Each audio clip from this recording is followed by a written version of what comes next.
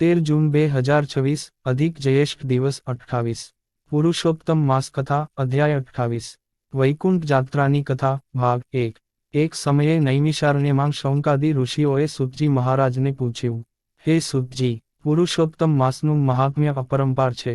આ માસમાં કરવામાં આવેલા વ્રત, જપ, તપ, દાન અને કથાશ્રવણનું ફળ અનેક ગણું મળે છે. પરંતુ એવું કોઈ વ્રત કે કથા જણાવો જેના શ્રવણ માત્રથી મનુષ્યને વૈકુંઠ ધામની પ્રાપ્તિ થાય. સૂતજીએ કહ્યું, હે ઋષિવરો, તમે અતિ ઉત્તમ પ્રશ્ન પૂછ્યો છે. આજે હું તમને એવી પવિત્ર કથા સંભળાવું છું જેનું નામ વૈકુંઠ જાત્રા છે. આ કથાનું શ્રવણ અને મનન કરનાર ભક્તને ભગવાન પુરુષોત્તમની કૃપાથી વૈકુંઠ પ્રાપ્તિ થાય છે. પ્રાચીન સમયમાં આનંદપુર નામનું એક સુંદર નગર હતું. ત્યાં ધર્મદાસ નામનો એક બ્રાહ્મણ રહેતો હતો. તે અત્યંત ધાર્મિક, સત્યનિષ્ઠ અને ભગવાન વિષ્ણુનો પરમ ભક્ત હતો. તેની પત્નીનું નામ લક્ષ્મીબાઈ હતું. બંને પતિ પત્ની રોજ સવાર સાંજ ભગવાનની પૂજા કરતા, ગરીબોને દાન આપતા અને સત્સંગમાં સમય વિતાવતા. ધર્મદાસના મનમાં હંમેશા એક જ ઈચ્છા રહેતી, જીવનમાં એકવાર ભગવાનના પરમધામ વૈકુંઠની યાત્રા કરું. એક દિવસ ગામમાં એક મહાત્મા આવ્યા. તેમને પુરુષોત્તમ માસનું મહાત્મ્ય સમજાવ્યું. મહાત્માએ કહ્યું, જે ભક્ત અધિક માસમાં ભગવાન પુરુષોત્તમનું વ્રત કરે છે, દાન આપે છે, કથા સાંભળે છે અને નામસ્મરણ કરે છે તેને મૃત્યુ પછી વૈકુંઠધામ મળે છે. આ વાત સાંભળીને ધર્મદાસના હૃદયમાં અદ્ભુત આનંદ છવાઈ ગયો. તેણે નિશ્ચય કર્યો કે આવતો પુરુષોત્તમ માસ સંપૂર્ણ નિયમપૂર્વક ઉજશે. સમય પસાર થયો અને અધિક માસ આવ્યો. ધર્મદાસ રોજ બ્રહ્મ મુહૂર્તમાં ઉઠતો, નદીમાં સ્નાન કરતો, ઓમ નમો ભગવતે વાસુદેવાય મંત્રનો જપ કરતો અને ભગવાન શ્રીહરિની પૂજા કરતો. તે દરરોજ ગાયને ઘાસ, પક્ષીઓને ચણ અને ગરીબોને અન્નદાન આપતો. સાંજે દીપદાન કરીને પુરુષોત્તમ માસની કથા સાંભળતો. આ રીતે દિવસો પસાર થતા ગયા. એક રાત્રે ધર્મદાસને સ્વપ્ન આવ્યું. તેણે જોયું કે આકાશમાંથી દિવ્ય પ્રકાશ ઉતરી રહ્યો છે. તે પ્રકાશમાંથી 4 ભુજાવાળા દિવ્ય પુરુષ પ્રગટ થયા. તેમના હાથમાં શંખ, ચક્ર, ગદા અને પદ્મ હતા. તેઓએ કહ્યું, હે ધર્મદાસ, તું પુરુષોત્તમ માસનું વ્રત અત્યંત શ્રદ્ધાથી કરે છે. ભગવાન તારા ઉપર પ્રસન્ન છે. તું આ વ્રત પૂર્ણ કરજે. સમય આવે તને વૈકુંઠ યાત્રા કરાવવામાં આવશે. ધર્મદાસ જાગ્યો ત્યારે તેનું હૃદય ભક્તિથી ભરાઈ ગયું. સવારે તેણે સ્વપ્નની વાત પત્નીને કરી. બંનેએ વધુ ઉત્સાહથી વ્રત શરૂ રાખ્યું. માસના અંતિમ દિવસો નજીક આવ્યા. અમાવસ્યાના દિવસે ધર્મદાસે વિશેષ પૂજન કર્યું, બ્રાહ્મણોને ભોજન કરાવ્યું, દક્ષિણા આપી અને ભગવાનને પ્રાર્થના કરી. હે પુરુષોત્તમ પ્રભુ, મને આપના ચરણોમાં સ્થાન આપજો. તેની પ્રાર્થના સાંભળીને ભગવાન પ્રસન્ન થયા. આગળ ભાગ 2 માં ધર્મદાસને ભગવાનના દૂતો કેવી રીતે મળ્યા. વૈકુંઠ તરફની દિવ્ય યાત્રામાં તેણે શું જોયું અને વૈકુંઠ ધામનું અદ્ભુત વર્ણન. પુરુષોત્તમ માસ કથા અધ્યાય 28 વૈકુંઠ જાત્રાની કથા ભાગ 2 અમાવસ્યાના દિવસે વ્રતનું પારણું કરીને ધર્મદાસ અને લક્ષ્મીબાઈએ ભગવાન પુરુષોત્તમના ચરણોમાં પ્રાર્થના કરી. તેમના હૃદયમાં એક અનોખી શાંતિ અને દિવ્ય આનંદનો અનુભવ થવા લાગ્યો. દિવસો પસાર થતા ગયા. ધર્મદાસનું મન હવે સંસારિક વિષયોમાં ઓછું અને ભગવાનના સ્મરણમાં વધુ રહેવા લાગ્યું. તે સતત હરિનામ જપતો અને દરેક જીવમાં ભગવાનનું દર્શન કરવાનો પ્રયત્ન કરતો. એક રાત્રે, જ્યારે ધર્મદાસ ભગવાનના નામનું સ્મરણ કરતાં કરતાં નિદ્રાધીન થયો, ત્યારે અચાનક તેના ઘરમાં દિવ્ય પ્રકાશ ફેલાયો. આખું ઘર સુવર્ણ તેજથી ઝગમગી ઉઠ્યું. ધર્મદાસે આંખો ખોલી તો તેની સામે 2 દિવ્ય પુરુષો ઊભા હતા. તેમના શરીરમાંથી સૂર્ય સમાન કાંતિ નીકળતી હતી. તેઓ પીતાંબર ધારણ કરેલા હતા અને તેમના હાથમાં શંખ તથા ગદા શોભતા હતા. ધર્મદાસ ભય અને આશ્ચર્યથી કંપી ઉઠ્યો. ત્યારે તે દિવ્ય પુરુષોએ પ્રેમથી કહ્યું, હે ધર્મદાસ, ભય ન કર, અમે ભગવાન શ્રીહરિના પાર્ષદો છીએ. તું પુરુષોત્તમ માસનું વ્રત ભક્તિપૂર્વક કર્યું છે. ભગવાન તારા પર પ્રસન્ન થયા છે. હવે તને વૈકુંઠ ધામની યાત્રા કરાવવાનો અમને આદેશ મળ્યો છે. ધર્મદાસની આંખોમાં આનંદના આંસુ આવી ગયા. તે બોલ્યો, હે પ્રભુના દૂતો, હું તો એક સામાન્ય જીવ છું. મારા જેવા પાપીને આટલું મોટું સૌભાગ્ય કેવી રીતે મળ્યું.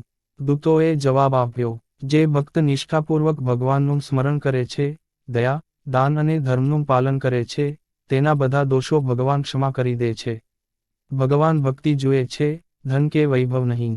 એટલામાં આકાશમાંથી એક દિવ્ય વિમાન પ્રગટ થયું. તે વિમાન હીરા, મોતી અને મણીથી શોભતું હતું. તેમાંથી સુગંધિત પવન વહેતો હતો અને દેવગણોના મધુર ગાન સંભળાતા હતા. ધર્મદાસે ભગવાનનું સ્મરણ કરીને તે દિવ્ય વિમાનમાં સ્થાન લીધું. વિમાન આકાશમાં ઊંચે ઉઠવા લાગ્યું. પૃથ્વી ધીમે ધીમે નાની દેખાવા લાગી. ધર્મદાસે પર્વતો, સમુદ્રો અને નદીઓને ઉપરથી જોયા. પછી તે ભૂલોકની સીમા પાર કરીને દિવ્યલોક તરફ આગળ વધ્યો. માર્ગમાં તેણે અનેક આશ્ચર્યજનક દૃશ્યો જોયા. તેણે મહર્ષિઓને તેજસ્વી લોકમાં ભગવાનનું ધ્યાન કરતા જોયા. દેવતાઓના વિમાનો આકાશમાં વિહાર કરતા દેખાયા. ગંધર્વો ભગવાનના ગુણગાન ગાતા હતા અને અપ્સરાઓ ભક્તિભાવથી નૃત્ય કરતી હતી. આ બધું જોઈને ધર્મદાસનું હૃદય ભક્તિથી છલકાઈ ગયું. થોડા સમય પછી વિમાન એક અદ્ભુત પ્રકાશમય પ્રદેશમાં પહોંચ્યું. દૂતોએ કહ્યું, હે ધર્મદાસ, આ વૈકુંઠ ધામની સીમા છે. ધર્મદાસે જોયું કે ત્યાં કોઈ અંધકાર નહોતો. દરેક દિશામાં દિવ્ય પ્રકાશ જ પ્રકાશ હતો. સુવર્ણમય મહેલો, રત્નજડિત દ્વારો અને કલ્પવૃક્ષોથી ભરેલા ઉદ્યાનો શોભતા હતા. ત્યાંની નદીઓનું જળ અમૃત સમાન હતું. કમળોથી ભરેલા સરોવરોમાંથી દિવ્ય સુગંધ પ્રસરી રહી હતી. વૃક્ષો પર ચારે ઋતુના ફળ એકસાથે લાગેલા હતા. પક્ષીઓ નારાયણ નારાયણ નો કલરવ કરતા હતા. ધર્મદાસે જોયું કે ત્યાં કોઈ દુઃખ, રોગ, વૃદ્ધાવસ્થા કે મૃત્યુ નહોતું. બધા નિવાસીઓ ચાર ભુજાવાળા દિવ્ય સ્વરૂપમાં હતા અને સતત ભગવાનના ગુણગાન કરતા હતા. વૈકુંઠના મુખ્ય દ્વાર પાસે જય અને વિજય નામના દ્વારપાળો ઊભા હતા. તેમણે ધર્મદાસનું સન્માન કરીને સ્વાગત કર્યું. ધર્મદાસને લાગ્યું કે તેનું જીવન ધન્ય બની ગયું. જેમ જેમ તે આગળ વધતો ગયો તેમ તેમ દિવ્ય આનંદનો અનુભવ વધતો ગયો. અંતે તે એક વિશાળ રત્નમય મહેલ પાસે પહોંચ્યો, જ્યાંથી અસંખ્ય સૂર્યો કરતાં પણ વધુ તેજ પ્રસરી રહ્યું હતું. દૂતોએ નમન કરીને કહ્યું, હે ધર્મદાસ, હવે તું ભગવાન પુરુષોત્તમના સાક્ષાત દર્શન કરવા જઈ રહ્યો છે. આ સાંભળીને ધર્મદાસના શરીરમાં રોમાંચ છવાઈ ગયો. તેની આંખોમાંથી પ્રેમના આંસુ વહેવા લાગ્યા.